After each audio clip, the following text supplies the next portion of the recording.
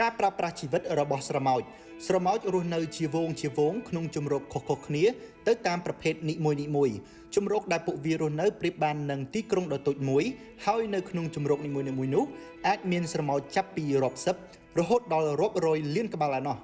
ក្នុងពិភពនៃសត្វនេះស្រមោចមួយក្បាលមានការងារជាក់លាក់រៀងៗខ្លួនដូចជា1ម្ចាស់ស្ត្រីជាស្រមោចញីមានមាឌធំជាងគេហើយតួនាទីសំខាន់មួយរបស់វា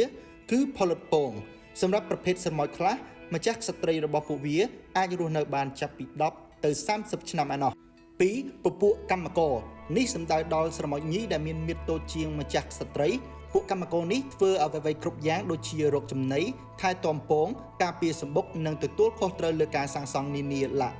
3គឺអាឈ្មោលដែលមានតួនាទីតែមួយគត់គឺបន្តពូជជាមួយម្ចាស់ស្ត្រីរួចស្លាប់ជួបគ្នាក្នុងវីដេអូបន្ទាប់ដែលយើងនឹងនិយាយអំពីការទំនាក់ទំនងនិងការងារជាក្រុមរបស់ស្រមោច